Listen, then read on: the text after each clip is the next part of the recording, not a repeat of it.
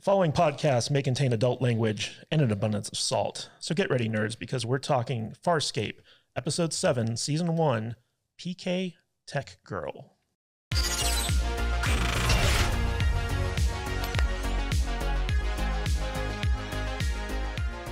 everyone, how's it going? Welcome to the Salty Nerd Podcast. My name is Matthew Kadish, the belabored producer of the Salty Nerd Podcast. Today, hosting duties fall to me because our regular host, Alex, did this weird thing about taking a vacation with his family and just left us high and dry. And so, how dare you, loser. You're stuck with me. But with me, as always, is our fantastic panel of nerds, Matt Vader 74, the barbarian space Viking himself. How you doing, buddy? I'm good, man. Happy to be here as always. Yeah, super fun. Ready to talk about Farscape? Yep. I only got to do an hour today, and then I'm out. So you also have family obligations. I do have also family obligations this week. That's true. All these families. I know, man. And with me, as always, speaking of family, is my lovely lady Juju. How you doing? Yes, the fiance of the man who said, "Should we live stream our wedding?" Nobody wants to see that, bro. I mean, we're doing it anyway. So yeah. I want to see that. Yeah, and sitting in for Alex is our good friend Brian from the Popcast. How you doing today, Brian? What's up? I have a better beard. You definitely have a beard, but do you consider yourself a Farscape fan? I used to be a Farscape fan, yes, but you're not anymore. Long time ago, when I wasn't annoyed by random screaming puppets. Okay. Well, I want to go around and basically get everyone's reaction to this week's episode, which is episode 7 of season 1, entitled PK Tech Girl. PK stands for Peacekeeper. So this episode is basically kind of a setup episode for the final 3 that we're going to be watching for the rest of this month. Because without the context that this episode gives you, you kind of don't know who certain characters are towards the end of the season. So, but in addition to that, basically the premise of this episode is that the Moya crew stumbles across a derelict Peacekeeper ship in the uncharted territories. And I always love science fiction episodes where people find like an abandoned starship and they go on and it's all like creepy and mysteries and stuff like that. And so like I actually really had a good time with this episode, and we get to meet some interesting characters, and we get some interesting relationship developments and stuff like that, some backstories for some of the characters. And so personally, I really enjoyed this episode, but I want to know what Vader thought of it. Oh, God. What Vader thought of it? Vader thought that he'd seen all of this stuff in other science fiction shows altogether already. I don't know, man. It was... I'm having a hard time with this show, bro. I'm not gonna lie. I'm having a hard time with this show. Vader thought, "Grr, arg." Yeah.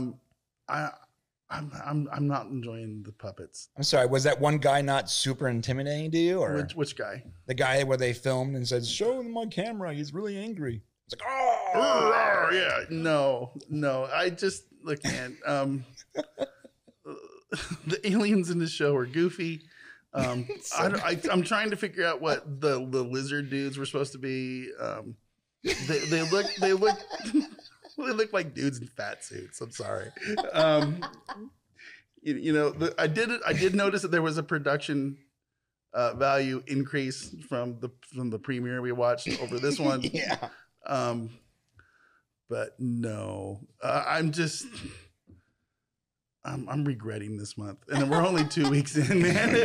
But this is a long month. I know. I just, yeah, I don't know what to say. Are you doing the whole series? No, we're just doing a few episodes. Oh, Five episodes. Yeah, we do a new series every month, and this month just happens to be Farscape. Have you guys done Stargate yet? We did Stargate Atlantis, and we actually had David Hewlett kind of come in for Doctor Who. It's awesome. And so we've been talking about all types of like fun science fiction shows, but I want to know what Jude thought of this episode. It was kind of sexy. It was a little bit sexy. It was a little bit sexy. And I don't know if it was the increase in production value, but what's his name? Call Dar? So it's Dargo. Dargo. Yeah. Okay. Ka Dargo. Ka Dargo, which in my brain is Khal Drogo. Yeah. There was something different in what he looked like this time, and I was like, why does he look hot? Is he the... maybe it was He's him the like angry guy. taking charge and being like, fuck you guys, come at me. And I was like, oh my God, he's kind of hot today. He looked like he'd lost about 60 pounds. He was looking good. He looked really skinny to me. Yeah. I don't know. That's my hot take. All right. So Brian, what was your take on this episode? So overall? fun fact, the premiere and the actual season proper shot almost 2 years apart, which is why he looks so skinny. Yeah. Yeah. So I used to be a giant Farscape fan. And then I got old enough to realize that I wasn't really interested in it anymore. And trying to watch it now is really difficult. Although I wonder if it was in like 1080p, would it be good? Would it be like, because the visuals are like, you can tell the visuals are there, but it's the quality is so low you can't really see them properly. I wonder if it was in like high quality, if they re-released it in high quality, would I like it more? And then you get that one shot of the puppet screaming into the mic. And, you know, I always tell my kids to turn the TV down because, like, I don't want to hear cartoon characters screaming at each other on YouTube. Yeah. And that's really sort of what Farscape, well, the story is still there. And clearly they're putting effort into it. I think that when I was younger, I enjoyed it more because less things annoyed me. I think now that I'm older, everything sort of annoys me. And what the guy you found sexy, I found even the most annoying because I didn't buy his anger whatsoever. It just felt like fake acting. You weren't attracted to him at all? Well, no, I didn't say that. Okay. I was 100% attracted to him, but it had nothing to do with his acting and everything to do with that hair. I'm really into hairy people. So, which is why I'm looking at Vader right now. I'm really into hairy people. Nice. Right on. You ever been with a big man? We call Donald Gibb up. All right. Well, you know, Cod Dargo, you know, he's a member of the Luxon warrior race caste. And his basically hulking out has a big part to play in the plot of this episode. But I want to quickly address one of the, I think, big objections that you guys have, which is the fact that Jim Henson Company does all like the creature effects for this show. And, you know, you guys criticize the puppets and the prosthetics in this show, but I think it gives it a unique look and feel and adds to the charm of the series. So I want to know, like, what is it that bugs you about this stuff? Because, I mean, Star Wars uses practical puppet effects as well, and a lot of people seem to like that.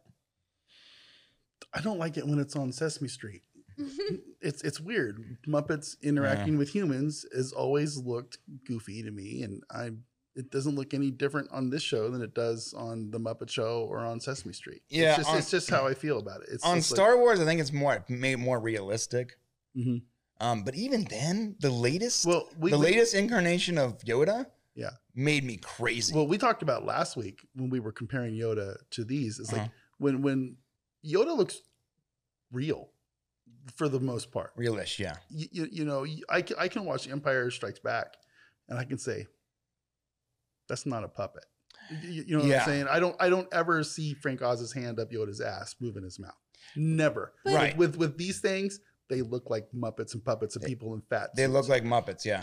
But I think the difference also is, like, in Star Wars, they make them actual characters, but in Farscape, it seems like when you have a character that's a puppet, he's also kind of silly, which kind of makes you think, like, it just keeps it at the forefront of your brain, like, oh, that's a puppet, oh, that's annoying. Right, yeah. Yoda was never silly. Right. No. Even if he looked sort of silly, he was never silly. Yeah, Yoda's not going around, I don't like you. You know, that's silly to me. Yeah, so that's like a testament to good writing too, because like even though he talked a little funny, like you had like respect for him and in the first movies. In the Last Jedi, I didn't feel that way. Every time I saw him, I wanted to laugh because it looked like he was cross-eyed. It was computer generated. The computer generated version of Yoda sucked. It does. He looked like mentally challenged Yoda.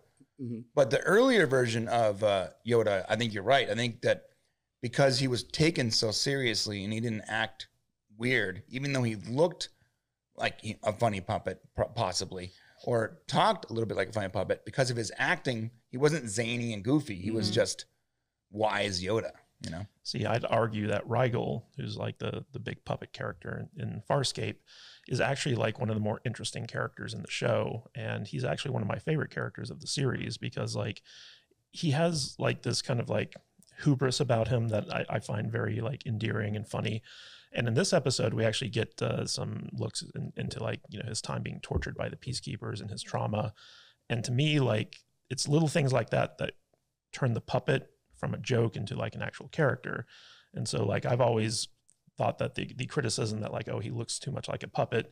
Yeah, at first, but then like, as you get into the series, like he just becomes like any other character. And the same is true for all the other, you know, creatures and prosthetics and stuff like that. Like the Sheyangs, who are like the main bad guys in this episode. Yeah, they're in puppet suits.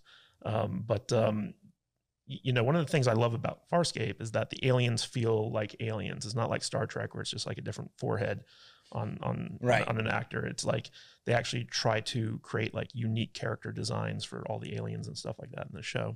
Yeah, I think I agree with you there. But maybe because it's been so long since I've seen the entire series, I watched this one episode and I once again attributed him to just being a zany puppet. Maybe when I was younger, I felt a connection to him. That's possible.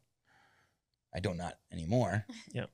And it's funny because you and me are the only people at this table that have actually watched like probably the entire series at a certain point in our lives. Yeah. So I used to have a crush on Claudia Black. Oh, everybody does. And every nerd between the age of 30 and 50 is. I mean, it's insane. It's like she is the perfect woman. Stunning creature. She's a Sebastian. Yeah, you just don't know if it's. Are you a Stargate Claudia Black fan or Stargate? Stargate or Farscape? Blah. Yeah, so yeah, I preferred the Stargate version because the Stargate version felt more sexy. Yeah, like she tried to be more sexy. But well, like so, like she's like a tough, like, you know, former like commando in Farscape, right. But in Stargate, she was like the temptress, the rogue, the lady who wasn't afraid to use her wiles to manipulate people. Yes, my favorite kind. I like wiles. Yes. Wiles are good. Feminine wiles. It's really hard having so many wiles, you guys. We've been talking about that on Saturday. We need some wiles. We need more wiles. Where's Jude on Saturday mornings? Momming. Ugging it up in the other room. I know, right? Like this is basically our Saturday morning live stream cast with close. Jude. Yeah. Salty Saturday morning. Here we go. Salty Tuesday. Yeah, every 10 a.m. Pacific time on our YouTube channel if you guys want to check that out. Yeah. All right, so let's get into episode 7, PK Tech Girl. Moya comes across a Peacekeeper ship lying dead in space in the uncharted territories. Crichton and Zahn wish to leave while they can, but Ka Dargo wants to check the ship's data for possible star charts that could lead them back to their homeworlds. Aeryn's son says she needs to know what the ship is, but Rigel says it's the Zelbinian, the most feared ship in the Peacekeeper armada that's been missing for close to 100 cycles. And so one of the interesting parts about this is that in previous episodes, the Moya ship has escaped into the uncharted territories in order to prevent Captain Crais from tracking them down because there are no star charts in the uncharted territories. But also because they're in uncharted territory, they have no way of knowing how to get back to their homes. So like they're constantly looking for clues that can like lead them back to like safety and kind of like in this cat and mouse game that they're playing with Crais. And so they see this derelict spaceship and they're like, oh, maybe they have some information that can help us get home. And they're willing to take the risk to go in and check it out. So what did you guys think of the opening to this episode, Brian? How long is a cycle? I think it's a year. Okay, so she recognized the ship, and just so it's obviously an important ship because it's been gone for at least 100 years, right? Mm-hmm. It's legendary amongst all the different races. Well, it was the most powerful ship in the Peacekeeper fleet before it went missing, and so like that was kind of like the basis behind it. Yeah. So I like the idea of that. I do feel like perhaps they could have kept that reveal a little longer, right? If it's that important. Yeah. It would have been nice to reveal that a little later so it was more surprising or shocking to the fans. I didn't really have a connection to it or the character, so when they revealed it, they were surprised, but I felt zero surprise or intrigue. I think they were trying to set up like it's a haunted ship kind of trope thing going on. You know, I mean. Yeah, I think. Oh, I didn't get that. Yes. Ghost ship. Yes, we need to like have a jump scare or two. Because so Rygel's clearly haunted by it too. Yeah. Oh, interesting. I didn't get that. It's just another trope, right? The haunted ship. That's a really cool idea. I didn't get that. I thought they were gonna like salvage or something. Oh, that makes a lot more sense. They were looking for salvage, I think, right? Right. But they weren't looking for this thing, right? They just kind of randomly came across it. Correct. So there was a similar episode in Atlantis when they found like this derelict Atlantean ship, and even though it had been, it had been 1,000 years or so, you knew it was a big deal because they had already sort of built up how important this race was, or this technology was, or whatever, in the show. So when they saw it on scanners and they revealed it. It was one of those things where they reveal it and then it goes into the title sequence. You're like, oh shit! You know what I immediately went to was, and why I feel like this is like a trope these days is I immediately went to Foundation, because the story of the Foundation and them looking for that ship, right, Matt, is a big part of that. I can't believe you brought up Foundation. I know, I'm not trying to like piss you off, but she is not good. But are you talking about the iTunes one or whatever? The Apple TV. Apple TV one. Oh, that's based on one of my favorite book series. I didn't like that series. Yeah, Thank you. But that's the thing in that show too. And it's just, and I'm sure if we thought hard enough about it, there'd be plenty of other TV shows that have touched on the same haunted spaceship theme. But in order to do it right, though, you have to actually like build that up in the audience. Like just revealing it immediately at the top of the show. Yeah. I think ruins it, because I didn't get the whole haunted ship vibe. I didn't understand how important it was. Yeah. And I also didn't know how long a cycle was, which probably didn't help. I should have assumed it was like a year. Yeah, I just assumed. I don't think they've ever explained it, but I just assumed. All nerds know a cycle is a year, guys. Come on. I didn't know that. What is wrong with you? I mean, it depends on what planet you're on. My cycle is 28 days, sir. My cycle is 4 days. Every time I run out of Mountain Dew. All right, guys. So moving on. The crew docks with the Zelbinian, and Aeryn, Crichton, and Dargo go over to investigate. They search around the ship, but at the same time, Rigel is bothered about docking with the ship because it was the first ship that he was tortured on as a Peacekeeper prisoner. Crichton comes across a console with the lights on, and Aeryn says that someone must have turned it on recently.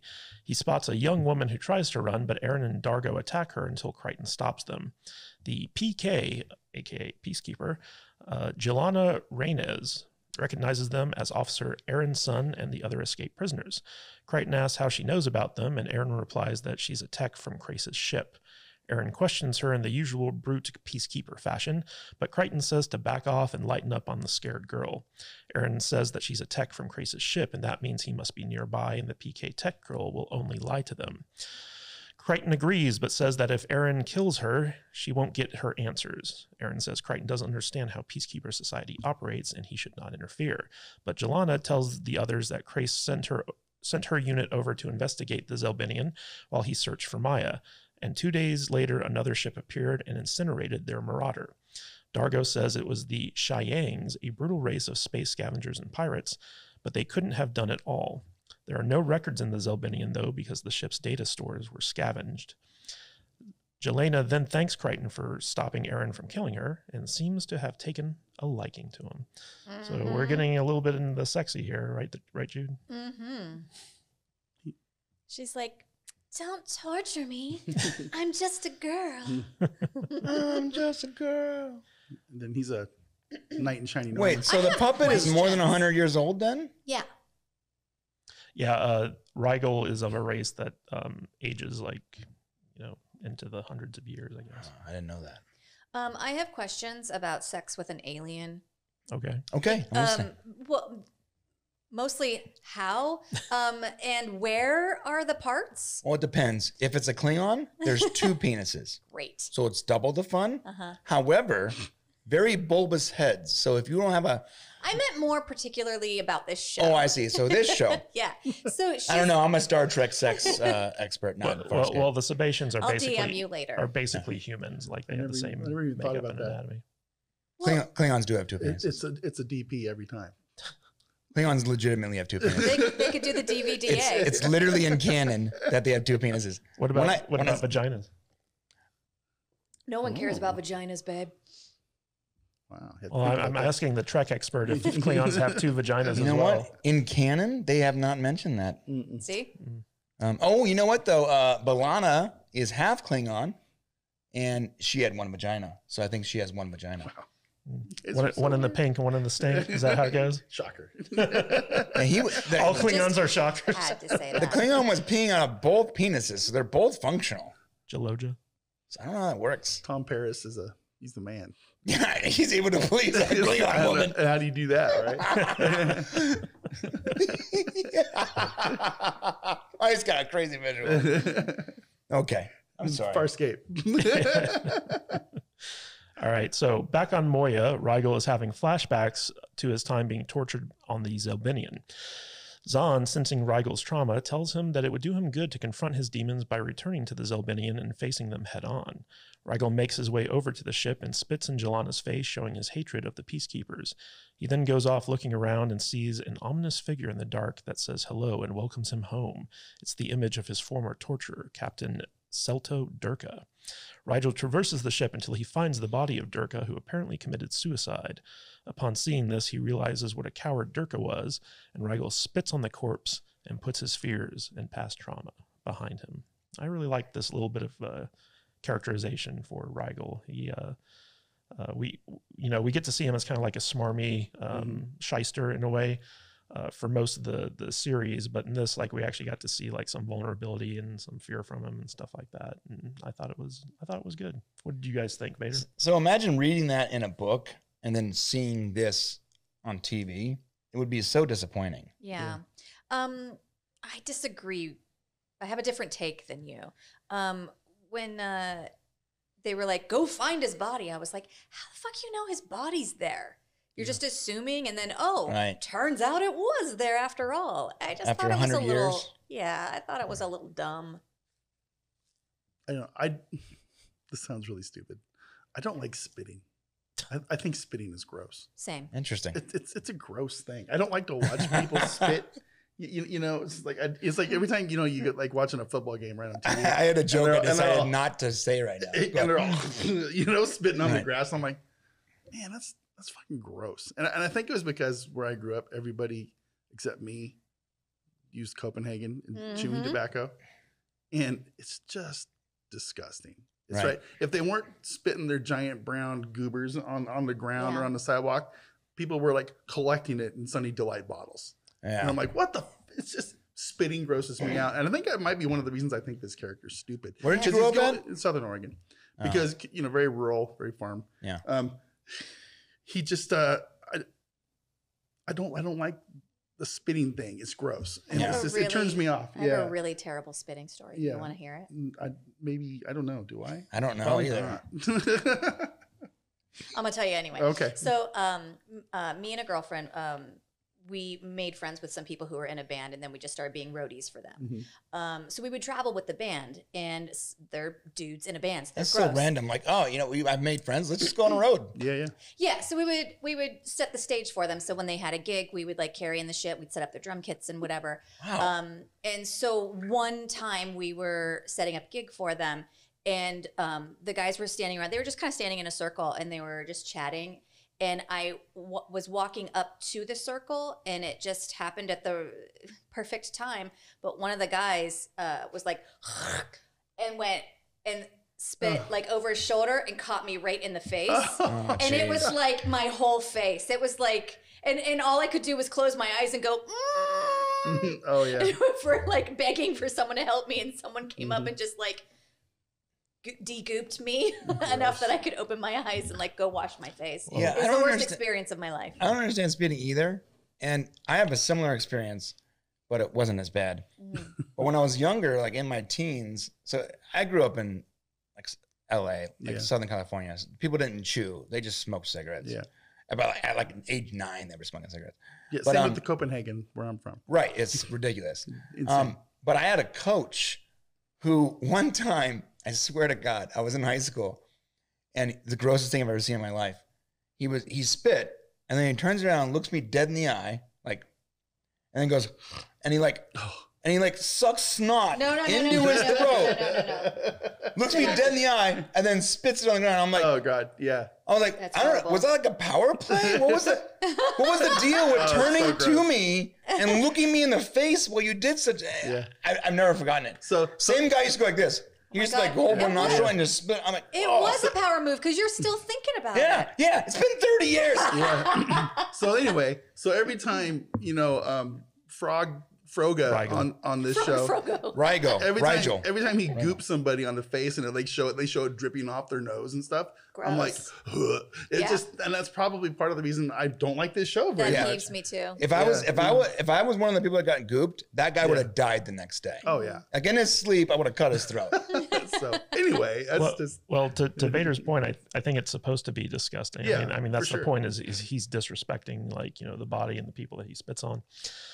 But getting back to the episode, the others come across a dead body, a Sheyang victim, who was part of Gilina's unit. Aeryn recognizes him as a former member of her squad and asks what he was doing guarding the likes of Gilina. And Gilina says that Aeryn's whole unit was demoted after her defection and can only be reinstated upon her death. Meanwhile, Pilot spots a ship, which Zahn confirms is a Sheyang vessel hiding just outside of sensor range. Aeryn asks Gilina why the Sheyangs are back and calls her a traitor because she knew they would return and didn't warn them. Gilina says that she's no traitor, and Crichton breaks up the fight, telling Gilina that Aeryn is no traitor either, but Crais didn't give Aeryn the chance that they're going to give Gilina. Gilina relents and tells them that she survived by hiding while the Sheyangs scavenged everything except for the ship's defense screen, which she overheard them saying they'd come back for. So basically, the big bad guys of this episode have returned, and they're supposed to be very frightening. And they're coming back to get the ship's defense shield or defense screen. And the characters aren't too happy about it. Brian, what did you think of this little development? Why is it so important if it's 100 years old? Like, Right. have they not developed better technology in 100 years? Mhm. Well, the Peacekeeper technology 100 years ago is still pretty good compared to like what's available on the open market today, because the Peacekeepers keep a tight lid on their technology. And so it's very rare to get Peacekeeper technology in, just like regular scavenging. Maybe it's like a value thing. Like, how people will like scavenge old houses for their copper pipes because they don't make new houses out of copper pipes anymore. Oh, does that happen? Basically, they saw a really big, giant catalytic converter floating in space. Oh, I get it now. Yeah. That makes more sense. Yeah. It's like, Okay. oh, Doesn't we gotta matter, get yeah. that. Right. Go get that catalytic converter. Oh, okay. Whoop, let's Yeah. go get that sucker. I use the That's a wrong great analogy because for now that. now I totally understand their motivation. Yeah. Yeah, that's basically it. I've had 2 catalytic converters stolen from me. No shit, dude. Oh That's my terrible. God. Every time I park in Los Angeles, someone steals something from my car. This is ridiculous. I hate that city. Very good with the metaphors over there, Vader. It's great. Well, Great metaphor. It just Good makes job. sense, man. So they're like Los Angeles gang members. Yeah. Okay, I get it. now. From the dinosaur show. It's Earl. Mama. Oh, it is. I just got a picture of Dude, that show was dark. You guys ever see the end of that show? Oh yeah, Maybe. Oh my God, it ends with their extinction. Yeah, it's great. I don't remember Oh, that. it's so effing dark. Yeah, the meteor hits and Dude, everyone dies. As a child, I didn't understand what was happening. As an Yeah. adult, I'm like, holy shit. You basically got fat dudes in dinosaur suits on going around stealing catalytic Yeah, converters. as the Cheyenne. Yeah. Yeah. And then when they blew fire at the end, I blew my mind. I'm like, They don't seem very like Okay. super scary to me. I think No. it's because the rubber suits. and then there's also a thing with them where they're cowards too, right? If you like, that was why we'll probably get to it here in a Dargo, second. yeah. Dargo Dargo. did his thing. Yeah. Yeah, Like, Dargo's oh my looking God. good on the screen. He's got his like deep V. Yeah, he's got his con shirt on His Yeah. nose throws me off. Really does throw me off. and his scrote chin. Well, one of the interesting things about this part of the episode is that we are getting to see kind of like how Crichton and Gilina's relationship is starting to develop as he's like her kind of like unofficial protector from Aeryn, and there's like a weird kind of like love triangle starting to form here because he's got a thing for Aeryn as well. So Who's living the life? It always tripped me out how Crichton. So Crichton, like audience, writing structure. You want to have a character that sort of represents the audience, right? mhm. And like somehow Crichton both represents the audience and he's the main character because he's from Earth, right? Yep. So it's very unique because most of the time you don't have like the main character also being the one that represents the audience. Mm-hmm. Like in Atlantis, for a long time, the audience was, it depended on who it was, but for the first couple of seasons, it was Rodney McKay because he was the one sort of reacting and experiencing everything. Yeah. This is a unique show because the main character, like the primary focus, is also the audience. The show is telling you that you are the primary focus. It's very interesting. Like those guys look so ridiculous. They do. So ridiculous. All right, so Dargo returns to command where Zahn is anxious to leave since Moya has no offense. Dargo says that the Sheyangs are cowards. Where they see strength, they flee, but where they see weakness, they destroy. The Sheyangs bring their weapons to Countdown.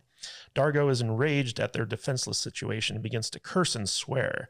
Seeing Dargo's fearsome display, Zahn gets Pilot to transmit the image of him screaming at the Sheyangs. When the Sheyang captain sees the Luxon on his view screen, he panics and terminates the weapons countdown. Sensing that their ruse bought them some time, Crichton informs everyone that they can get the defense screen working in 4 Arns since he can do half the work.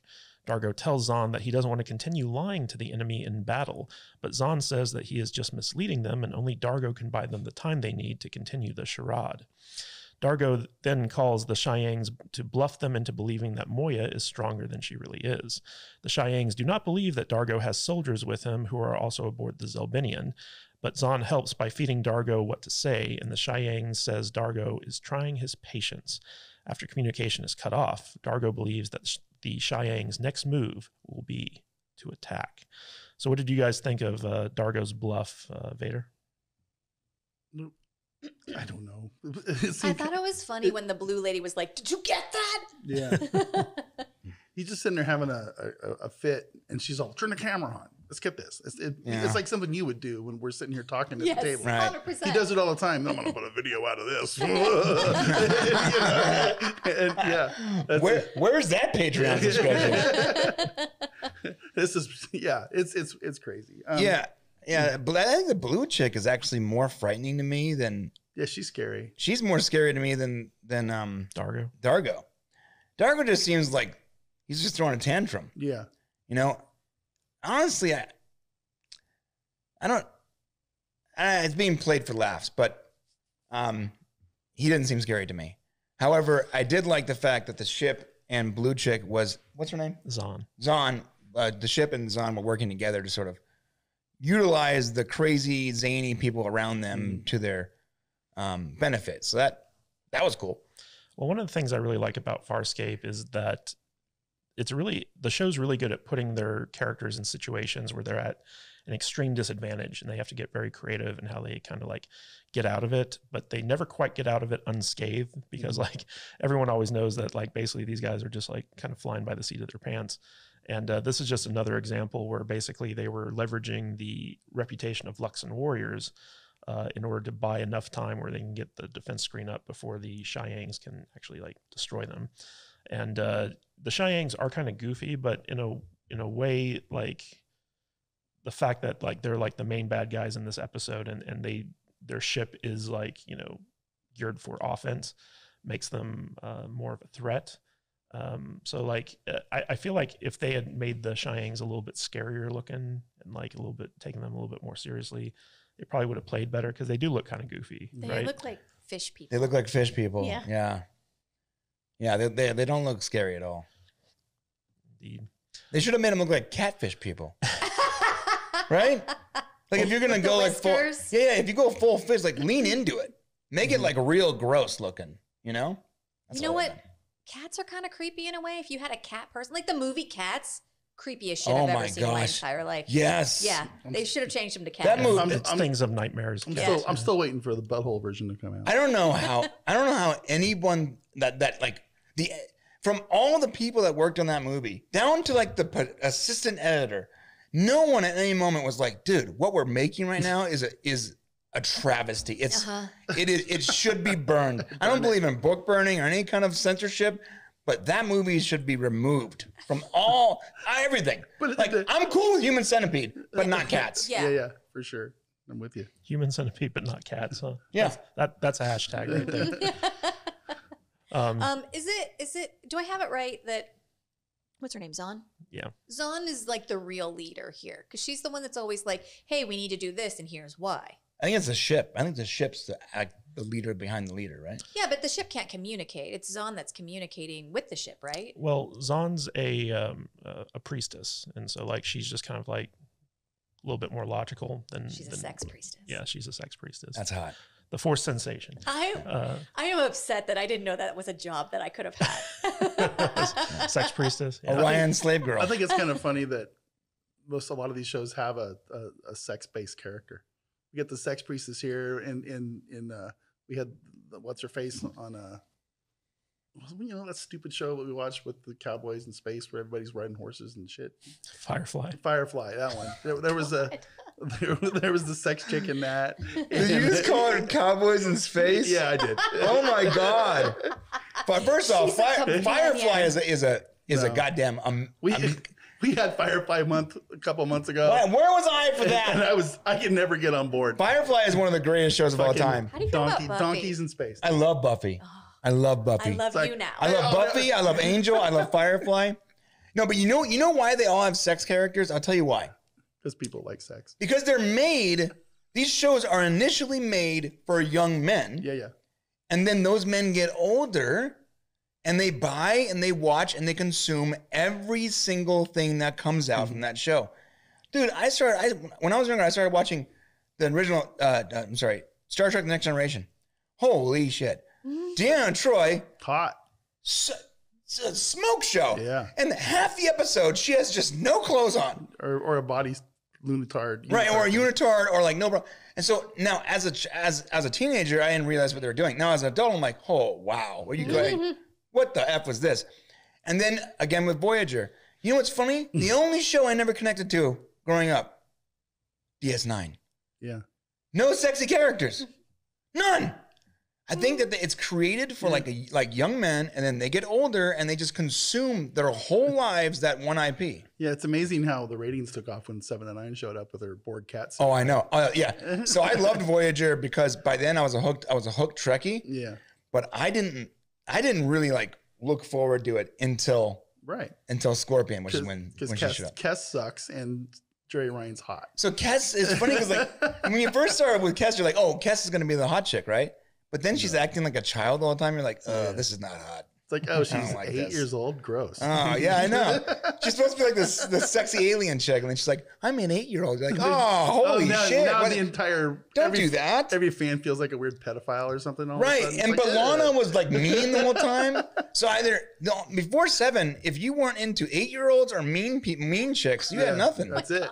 That's it. You're Well, getting back to Farscape. So to answer Jude's question real quick, the pilot is the one who communicates with Moya, and then they communicate with Moya through the pilot, because the pilot is part of Moya. But the pilot's not calling any shots. Well, no, he's flying the ship though, and so like they order the pilot to do stuff, and then he does it. And he So who's the communicates with leader? pilots. Well, in the first season, there really is no leader because like they're all kind of like following like their own kind of like motivations, but eventually like Crichton is the one who kind of like steps up and becomes like the unofficial captain of the crew. But in the early episodes, Zahn is definitely the one who has like is the most put together. But Crichton's always the one who kind of I would join her cult. Yeah. Yeah, I would too. Yeah. Anyway, guys, I would put my cheek up against hers. I'd have blue sparkles all over my face all the time. sure. Yeah. Yeah. So we're going to continue this review, but we're going to do so in the members area. So if you guys want the rest of this, just go to saltynerdclub.com, sign up. It's only $5 a month. You get access to not only the rest of this review, but all of our other retrospective reviews where we've covered Doctor Who, Stargate Atlantis, the original Star Trek, all that good stuff, Buffy. So head on over there to saltynerdclub.com and check it out. But before we get into the members only portion of this, Matt Vader 74, where can they find you on the socials? You can find me at Matt Vader 74 on Twitter, Instagram, YouTube, Facebook, probably some other places I ignore. And yeah, that's it. Awesome. Jude, where can people find more about you? You can find me at I am Jude Juju on Instagram and on TikTok, or you could go to thevoiceofjude.com and check out my voice work. All right. And Brian from the Popcast, where can people find more about you? YouTube.com/thepopcast. I'm emulating my brother's voice right now. It's not working. Then no, it doesn't work. But yeah, we just released a giant like documentary, Star Trek Enterprise history, which is pretty cool. Took me a week to edit. I barely slept. Also, Popcast Live and on OnlyFans, onlyfans.com/Klingon Warrior. Nice. With 2 dicks? 3 dicks. 3 dicks. Oh, okay. wow. Good, 3. Good to know. I have one on my forehead too. That's why it's covered Shoulder by a boy. hat. It's Choda boy. From the Klingon. All right. And you can find me at Matthew Kadish, Kadish on Twitter, and now on Truth Social. And be sure to join our Discord for all the fun watch parties that we do every Monday and talking about Farscape and all the other TV shows that we review and movies as well. You can go to saltynerddiscord.com to sign up there. Which is free. Which is free, yes. And until next week, this is Matthew Kadish, hoping that Alex will come back so I don't have to do the hosting duties anymore, saying stay salty, my friends, and Patreons, let's go.